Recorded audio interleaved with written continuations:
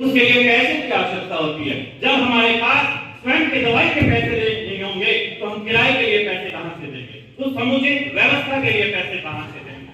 तो ये जन आंदोलन तो पैसा लेकर आता है, अपनी जमा पूंजी लेकर आता है, जो उसका अधिकार, उस जमा पूंजी से वो अपने बच्चों का विवाह किया है, तो उससे अकेले को फायदा नहीं होता, बल्कि उस समय जितने भी 25 जितने भी संगठन उसके साथ जुड़े होते हैं, सभी के सभी को रोजगार मिलता है। और ऐसे ही देश पहले आपने ये जो डिसमेरिट्स हैं, इसके जो नुकसान अकेले कर्मचारी के नुकसान नहीं, ये नुकसान इस समाज के, ये नुकसान उस मेरा वर्ग के, ये नुकसान है व्यापारी वर्ग के। कहते हैं कि हम सभी बाजार में जाते हैं, बच्चे हमारी उंगली नहीं पकड़ते, बच्चे उंगली पकड़ते हैं हमारे पिताजी की, यानी कि अपने दादा की। कोई भी छोटा व्यापारी है, कोई भी छोटा बाजार है, वो पेंशन धारक जो कर्मचारी होने के कंधों के ऊपर टिका हुआ है। तो मैं सोचता हूँ कि अगला साथी है सिकंदर सागवान, राज्य प्रधान मंडी बोर्ड से। देखिए मजेदार वो है कर्मचारी। तो हरियाणा सरकार को मैं कहना चाहती हूँ कि अगर पेंशन बहाल नहीं की तो एक जन सैलाब आएगा जो नए इतिहास का आगाज करेगा और आने वाली पीढ़ियां इस संगठन की किताब उठाकर पढ़ेगी कि किन किन योद्धाओं ने इस आंदोलन में आहुति दी थी।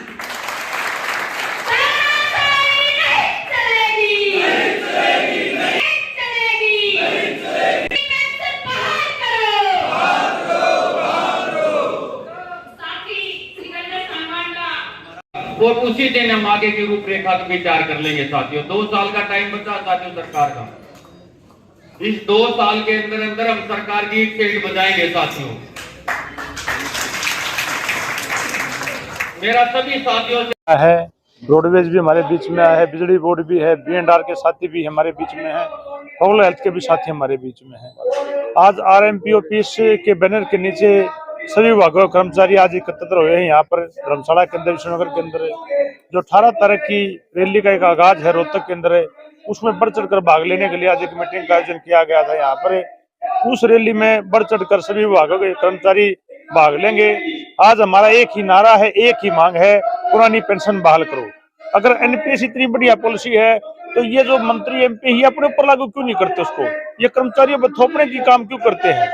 कर्मचारी भी चाहते हैं कि हमारी पुरानी पेंशन बहाल हो।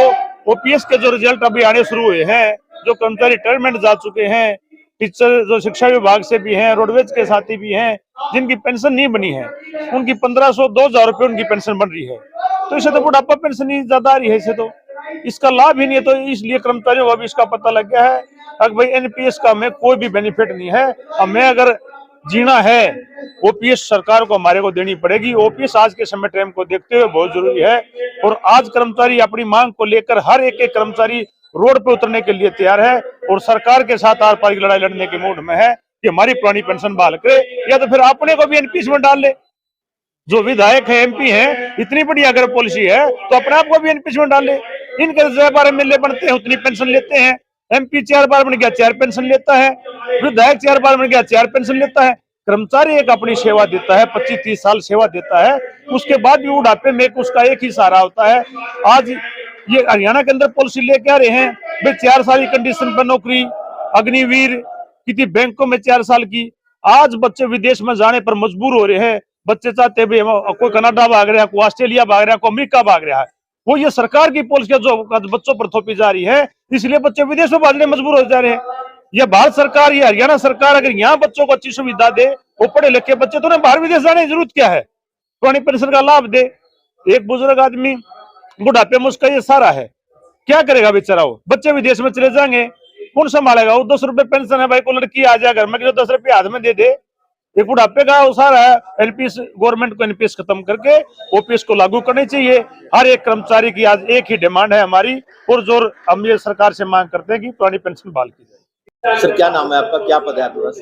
देखिए, कृष्ण मलिक आहौलाना और ओपीएस अध्यक्ष मंडल का मैं एक सम्मानित सदस्य हूँ। और जो है पुरानी पेंशन बहाल के लिए मीटिंग की गई है, क्या पूरा मामला है?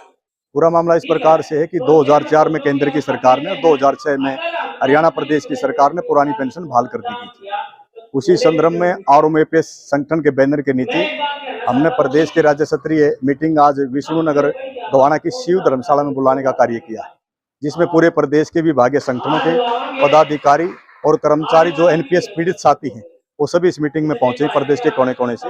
हमारा एक लक्ष्य है कि सरकार का 14 महीने का समय बाकी है कि हम सरकार से आर पार की लड़ाई लड़ने के मूड में हैं कि जब तक सरकार पुरानी पेंशन बहाल नहीं करेगी, एनपीएस को समाप्त नहीं करेगी, हमारा संघर्ष आरओएपीएस के झंडे के नीचे चलता रहेगा। आज मीटिंग की गई है, किसको लेकर की गई है? 18 तारीख को कार्यक्रम हमारा अगला जो कार्यक्रम है 18 दिसंबर को रोहतक में एक बड़ी कन्वेंशन हम करने जा रहे हैं, जिसमें 4-5 हजार कर्मचारी इकट्ठे होंगे और उसमें आगामी संघर्ष की घोषणा भी की जाएगी। उस दिन हमें 18 दिसंबर को रोहतक में कमिश्नरी लेवल पर पूरे शहर में जुलूस निकाल करके डिप्टी कमिश्नर के माध्यम से मुख्यमंत्री के नाम एक पुरानी पेंशन बहाली का ज्ञापन सौंपने का काम करेंगे। सर, पुरानी पेंशन बहाली के लिए आज मीटिंग की गई है, क्या पूरा मामला है? इसमें हरियाणा सरकार ने वर्ष 2006 और केंद्र सरकार ने 2004 में जो भी सरकारी कर्मचारी हैं उनको पुरानी पेंशन समाप्त करके न्यू पेंशन स्कीम लागू की थी। आज जब कर्मचारी देखता है तो जो रिटायर हो रहे हैं न्यू पेंशन स्कीम के तहत उसमें 950 से लेकर 2500 रुपए तक की पेंशन बन रही है, जो करीब करीब बुढ़ापा पेंशन से भी कम है। इसलिए इतने साल तक हम अपने वेतन से अंशदान देते हैं और हरियाणा सरकार या केंद्र सरकार 14% वो जमा करती है। ये सट्टा बाजार में, शेयर बाजार में ऐसी जगह लगा दिया जो डिफॉल्टर कंपनियां हैं, जैसे नीरव मोदी हो गया, कोई विजय माल्या लेके भाग गया। तो ये सारा जो इन लोगों का जो वेतन है वो हमारे खर्चे पे हो रहा है, सरकार के खर्चे पे हो रहा है। हम चाहते हैं कि सरकार पुरानी पेंशन लागू करे। उसमें क्या है, सरकार ने ये 14% किसी उसमें नहीं जमा कराना, इसको जन कल्याण में लगा सकती है सरकार और हमें बुढ़ापे में हमारी सामाजिक सुरक्षा मिल जाए। क्योंकि हमें एक कर्मचारी पर कोई भी दूसरा व्यवसाय करने पर पाबंदी है सरकार की तरफ से, तो हम दूसरा कुछ भी नहीं कर सकते और 58 साल की उम्र में हम बिना पेंशन के एक तरीके से फिर से बेरोजगार हो जाएंगे सारे कर्मचारी। तो इसलिए हमारा ये मांग है कि पुरानी पेंशन व्यवस्था लागू करें।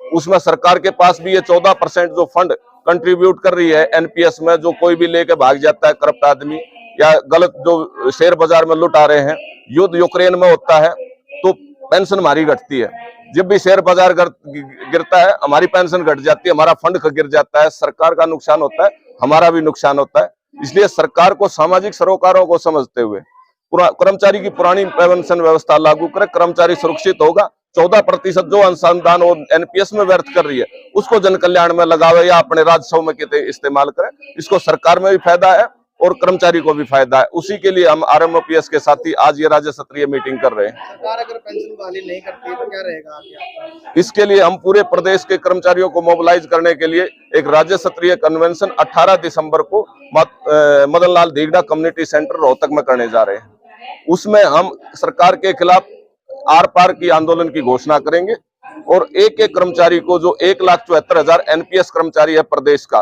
2,68,000 पूरा कर्मचारी है, उसको मोबिलाइज करके एक बड़ा आंदोलन खड़ा करेंगे ताकि सरकार इस कर्मचारी की जायज मांग को नजरअंदाज ना कर सके। हरियाणा का जो प्रदेश का अध्यक्ष मंडल है वो कर्मचारियों को और पूरे प्रदेश के जन संगठनों को सबका आह्वान करता है वो इसमें शामिल हो।